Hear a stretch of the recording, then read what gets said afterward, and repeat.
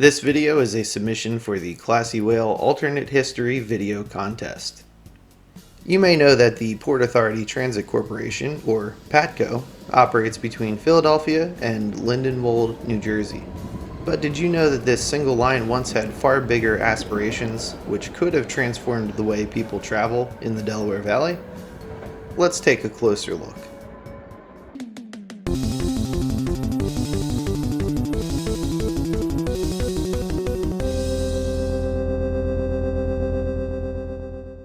In the mid-20th century, the newly formed Delaware River Port Authority operated a legacy transit line between Philadelphia and Camden across the Ben Franklin Bridge, but needed to expand to build ridership and to stay afloat. Multiple studies were conducted, including one by an engineering firm headed by William Barclay Parsons. This would be known as the Parsons Report and suggested three separate lines: Route A to Moorestown, Route B to Lindenwold, and Route C to Woodbury Heights. This study also suggested a new tunnel beneath the Delaware River. A later report by the firm Clowder and Associates suggested using the existing bridge line to save costs and to first build the B line to Lindenwold, as it would gain the most ridership.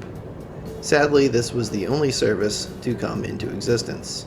Taking notes from Alan Fisher's PATCO video, which includes the PATCO history book by former Administrator Bill Vigrass, as well as some published plans and a little intuition, I'm going to imagine what might have happened if the full PATCO service had been realized. So let's jump in. We start with the tunnel.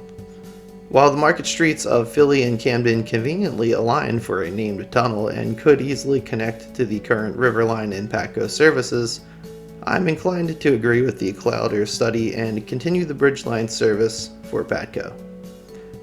This, in line with another Alan Fisher video, leaves the opportunity to build a tunnel to expand regional rail in South Jersey, though that is a bit beyond the idea of PATCO expansion. In this mindset, I'll keep the services, similar to PATCO, a hybrid idea of metro and regional rail. In this scope, I'll also forego plans for a Delaware Avenue line in Philly to extend down towards the sports complex, but that might show up in a future video. Staying in Philly, we'll talk about extension.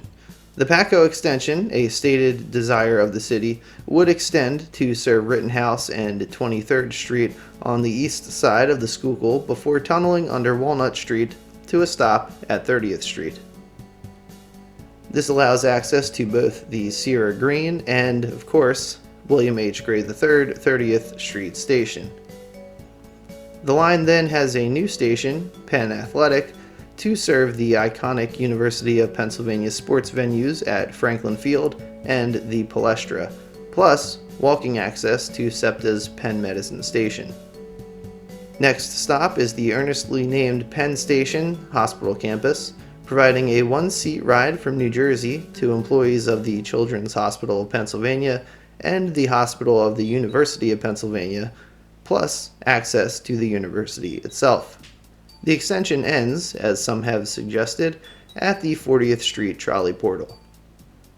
Taking a look at PATCO in New Jersey, we'll imagine building out the full three-line system as identified in that old PATCO planned map, all of which will branch from the Walter Rand Transportation Center at Broadway in Camden. We start with Route A to Moorestown. I have it briefly following the current River Line service to branch off into North Camden before reaching Merchantville, Pennsauken, and Maple Shade, before a few stops in Moorestown. I decided to end this line near the Centerton Square Shopping Center at the Moorestown Topgolf, also serving employees of a Lockheed Martin location just short of Interstate 295 and the New Jersey Turnpike. Route B follows the existing PATCO speed line to Lindenwold. That won't be its exact endpoint, but we'll get to that in a moment. Route C heads to Woodbury Heights initially, following what would be the currently planned Glassboro-Camden line, though we'll add a station in Brooklawn and relocate the station in Westville towards the town center. So this is my interpretation of the original plan, but you may have seen that the map also notes planned extensions to be completed by 1985. Let's expand on those. Back to Route A, the map shows it extending to Burlington. Taking that idea, I extended the line north through Willingboro. This was one of the original Levitt towns, so along with a troubled history of racial discrimination, it has a plethora of suburban single-family plots. This will run elevated through Willingboro with 4 stations. Well, actually this area would be tough to build elevated track through due to existing density, plus some marshy areas along the Rancocas Creek. Seeing how it can be done in Paris at the end of a metro line, let's turn this section into a cable car, but keep the 4 stations. These include one at Willingboro's own Kennedy Center, unlikely to see any name changes, and one to serve the Virtual Lords Hospital at Sunset Road. This line continues through Burlington Township and City, only making one more stop so as not to compete with the River Line, but will terminate north of Burlington to connect with the River Line's Florence station, where one can access a local shuttle and New Jersey Transit bus lines. A planned branch from this line carries passengers down Route 38 and through several Burlington County towns towards Pemberton before reaching the now Joint Base McGuire-Dix Lakehurst Visitors Center at Route 68. This allows service members and their families a car-free connection between the post and the entire network. This would have been exceptionally useful when the post was used for basic training and might have continued its usefulness for that mission, which ended in 1988. Looking back at the plan map shows the Lindenwold line terminating near Route 73 in Berlin, so we'll add 2 intermediate stations to better serve Lindenwold and Berlin, revitalizing an historic station site, before ending at the New Jersey Transit PATCO station. In this ideal scenario, the Atlantic City line would then be double-tracked to run more than just a dozen trains a day and have a rail link to the Atlantic City Airport. But that's something else for its own video. Moving to Route C, this one essentially follows the planned Glassboro-Camden line, or GCL. For a deep dive, I have 3 separate videos on why that's important and where it would go. On this line, I would add another station to better serve the Rowan University campus. So here's what PATCO could have been by 1985, but let's take an intuitive look and see how, with a little more political will and a lot less funding for highways, the network could have existed in 2026. The A route remains largely unchanged, since any former rights-of-way are nearly incomprehensible given the suburban sprawl. I'm looking at you, former PRSL route to Medford. There is, however, room for infill had higher density development been made in the years since. Route B also continues without amendment, though it's worth noting that the existing stations could see improved ridership and frequency with better local planning. Around so many stations, higher density development is often just out of reach of an easy commute to the line. While New Jersey Transit bus lines do serve PATCO stations, their frequency is not always the best on these lines, and many residents might access their nearest station by rideshare, taxi, or on foot. Without a doubt, the addition of municipal circulator shuttles could greatly connect both dense and sprawling South Jersey neighborhoods with their nearest rapid transit stations, translating to improved demand and frequency. One existing example is the Pureland East-West and North-South shuttles, which traverse Gloucester County and cross into parts of Camden County. These primarily serve the employees of the massive Pureland Industrial Complex, but are also available to the public, proving that decent shuttle service can work for the region. Route C holds the greatest opportunity for increased service and transit access. Through a mix of current and former rail lines, let's take a look at what it could have become.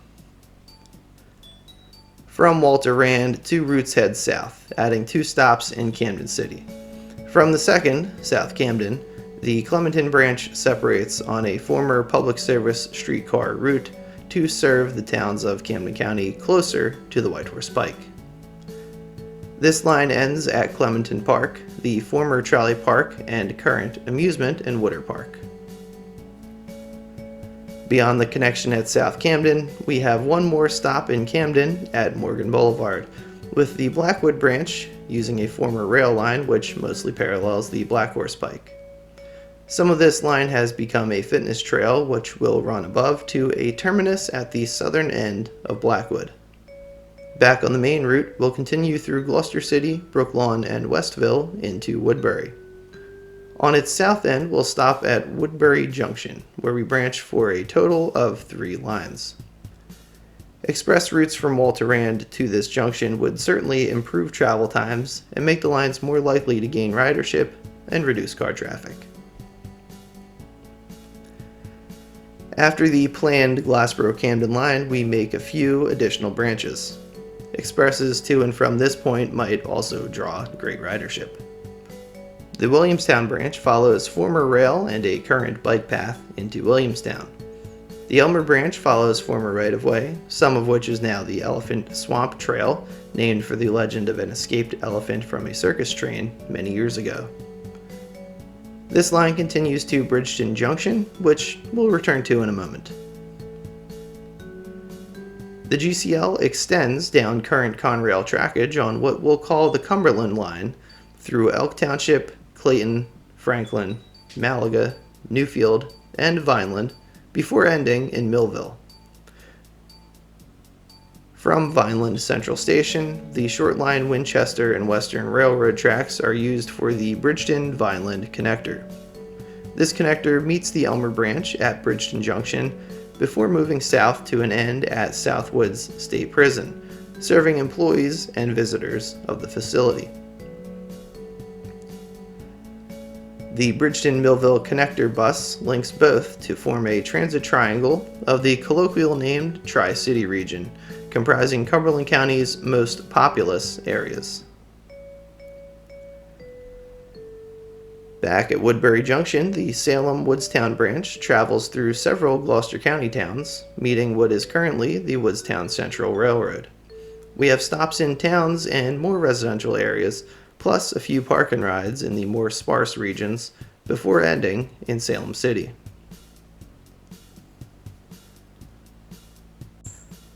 The Pennsville branch follows the western edge of Gloucester County's towns along the Delaware River, with a stop serving the Gloucester County Dream Park equestrian facility. It then has one more stop in Pedricktown before reaching Salem County's most densely populated towns of Pennsgrove, Carneys Point, and Pennsville. Due to existing infrastructure and development, this line terminates just before the Delaware Memorial Bridge. Here we'll create the Pennsville Circulator Bus, another example of how circulator shuttles could benefit many station stops throughout the system, as previously mentioned. In summary, South Jersey's former passenger rail network could have been revitalized in ways unimaginable to the current commuter. To put it bluntly, living in most of South Jersey is overwhelmingly difficult, if not impossible, without a car. Except for areas with current rail service, the existing bus networks are woefully underfunded and underutilized. Investment in transit solutions could be a game changer for development and reducing the increasingly bad traffic of the region while providing access to many more residents. Too many are resigned to the use of cars simply because that is all they have ever known. While the Glassboro-Camden line is a good start, it still faces nearsighted opposition and is only a small part of what South Jersey needs.